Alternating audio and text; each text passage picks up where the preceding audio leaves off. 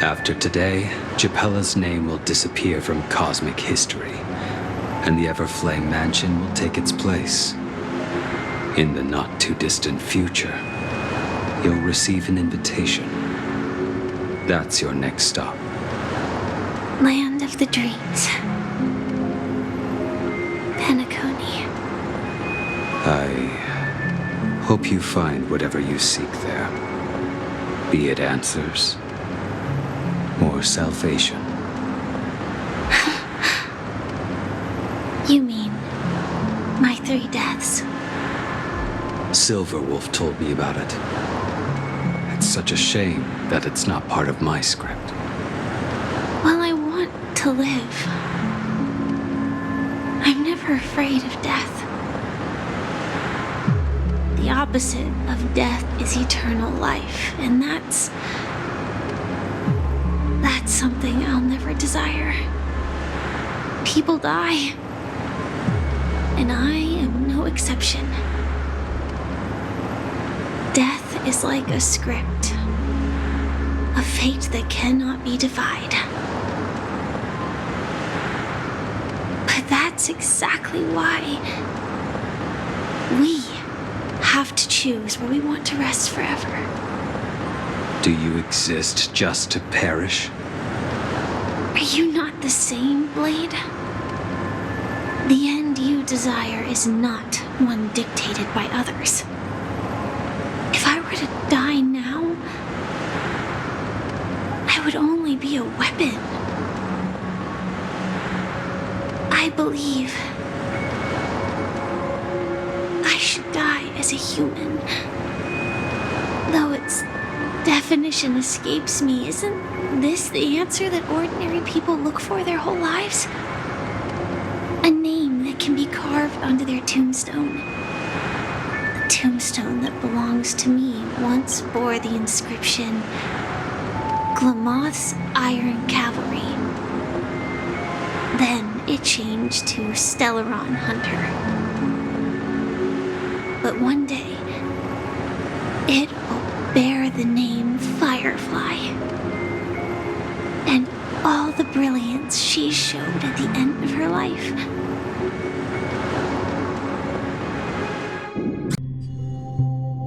That's quite unexpected, old man. Who would have thought your crazy plan would actually work? Do all you nameless fools just act on a whim?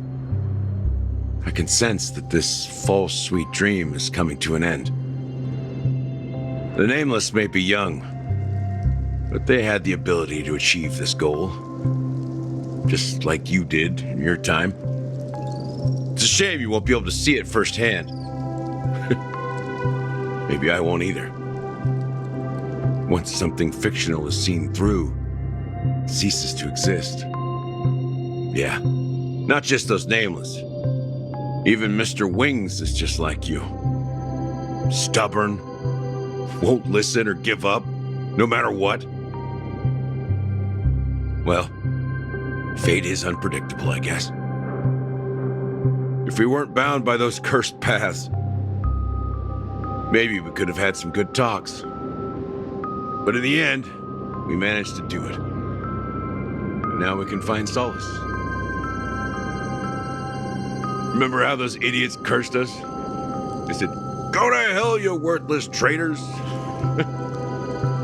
Well, I don't know if they really meant it, but if longing for freedom means going to hell, then I'll be joining you soon, you old fool. Let's get together and have supper again in hell. Oh, I almost forgot. There's one more thing. Here's to you. A glass of hello and goodbye, Trailblazer. To the imperfect tomorrow. It's warm here, isn't it? You're lucky to have found shelter from the rain, let alone fresh berries in this desolate place.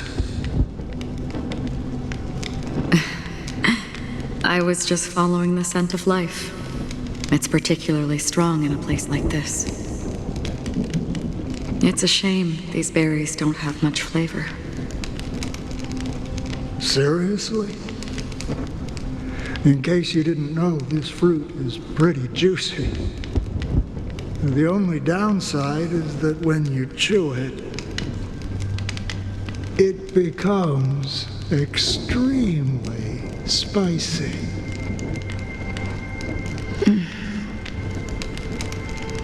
Have you lost your sense of taste? I can still taste certain things, like a faint sweetness. Before coming here, I stopped by a place called Orkron. It had barren cliffs and nights lit by bonfires. Burgundy snow would fall from the sky, and when it landed on my tongue, it tasted like raspberries. The flavor wasn't exactly sweet, but it left a lasting impression. When I think back on my past, I realize that what's tying everything together isn't the big events, but rather these small yet unforgettable moments. Don't worry about it. Losing oneself is a reality that every self-annihilator must face. At least I haven't completely lost my senses and memories yet. Well, congratulations on adding another footnote to your journey. By the way, are you always alone? No, I had a companion in Orkron. She's a short, nameless girl who aspired to explore IX. She always said she'd walk a path deeper and farther than Akavilis. Quite an ambition for such a small girl. So, what happened? She became stagnant water. Well, my condolences. Condolences. I don't need them. The girl left with a smile. She never regretted her choice and most definitely wanted me to say goodbye with a smile. So, that's what I did. That's proof that you're grieving for her. Or perhaps I'm just afraid. Afraid? I rarely sense that emotion from you. What do you fear? I'm afraid I'll forget the 30 days I spent with her, just like all the other days in my life. Most of them have already washed away with the rain, disappearing into an unseen realm. I fear that those vivid red memories will fade away too. There isn't much color left, and besides this faint, warm red, there's almost nothing.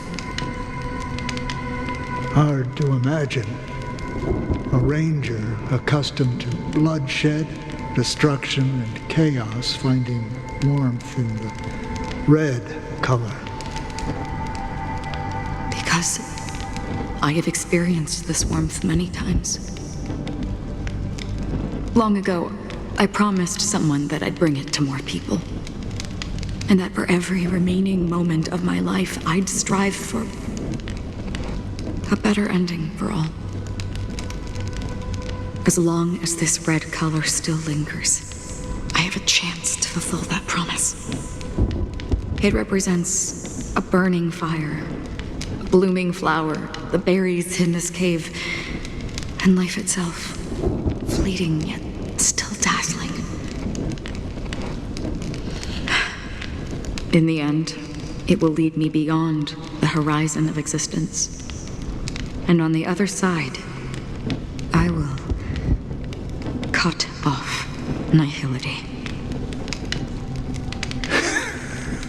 The one blessed by the sleeping and shapeless is considering how to kill them. That's truly pure nihility. But you're right about one thing. after spending so much time near this stagnant water. Only when I look at this vibrant red fire do I realize that I'm still alive. When will this rain ever stop? Perhaps when the sorrows of the departed have finally quieted down, the sky will clear up.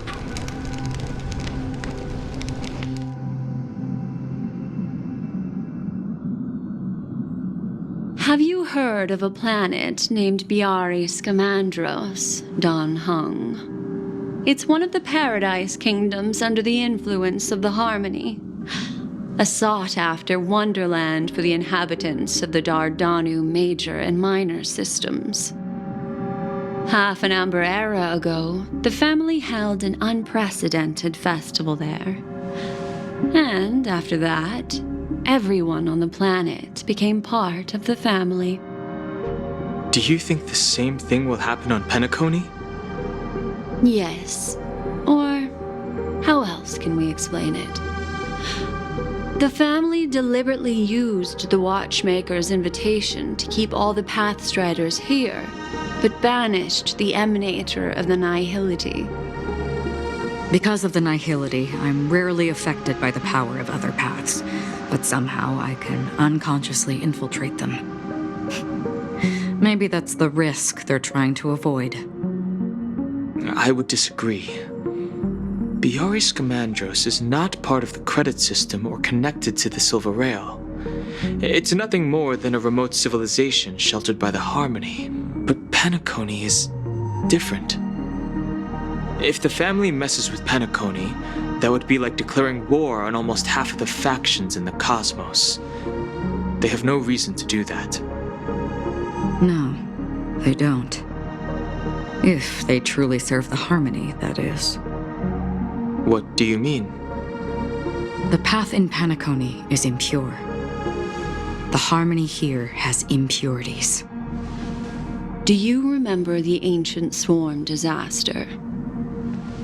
Tazeront, the propagation, brought endless havoc to the universe, and it eventually evolved into a fierce battle among all eons. 2 paths lost their eons in that war, the propagation and the order. Coincidentally, their downfall is related to a certain eon. Shipe, the Harmony. Legend has it that they participated in the crusade against the Imperator Insectorum and devoured Anna the Order for unknown reasons. Holy forgaroni. So you're saying that the 2 leaderless paths are working behind the scenes? But I don't see any descendants of the propagation in Penacony. Could it be that the remnants of Beyond the Sky Choir are hiding within the family, trying to resurrect a fallen eon? I can't say for sure, but they're definitely planning something for the Charmony Festival. Whoa, dude, this is getting way too complicated. Is this why you want us to leave Astana right away? Are you giving up? The Charmony Festival will start soon. There's one thing that I need to confirm no matter what. A warp jump is the best way to do so. Time is running out. I have another plan.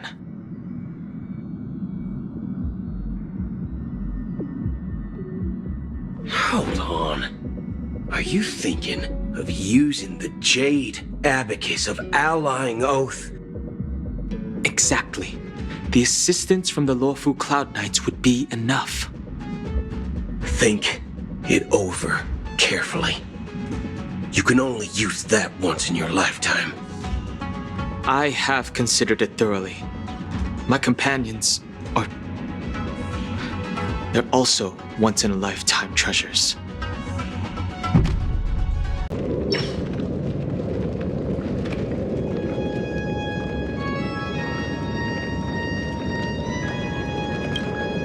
Are you the only one here, my child? The Nameless is quite the diplomat. Our secrets have spread like wildfire within the family. And IPC starships are gathering towards Astana. This is a crucial moment for us. So, where is the chosen one who harmonizes the varied sounds?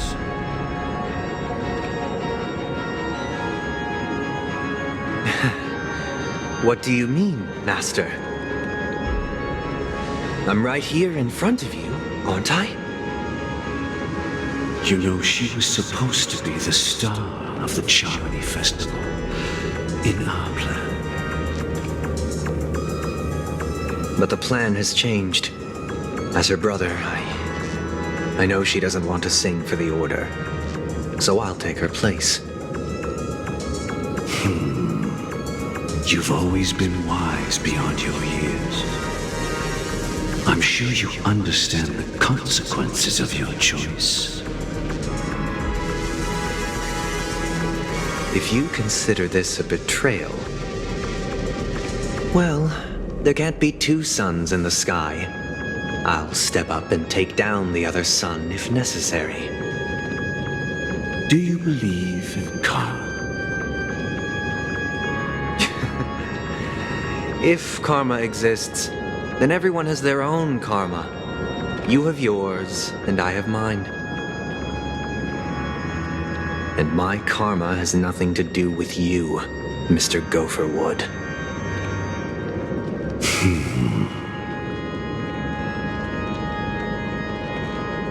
All right. Since you're willing to sacrifice yourself for her, I'll grant your wish. Well, the compromise came sooner than expected. Why?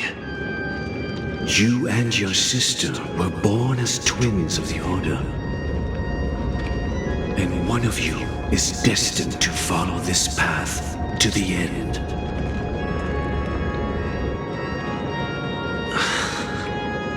Is this part of your plan? Of course. You're still as clever as you were when you were a child. The opening is near. Go, my child. Seize the power of the harmony and reveal your... I have one final question, Master. Why did you choose to bring the Order to Penacony? Wouldn't it have been better to choose a desperate world instead of a city filled with hope and dreams? Why? It's for justice, my child. If we lose justice in our hearts, we'll make the same mistake as the Harmony did. So, it's not you who manipulates the dreamscape with the Stellaron, but... Well, that's where our conversation ends. Go ahead. The 107,336 souls of the Oak family have dreamed of this moment too many times.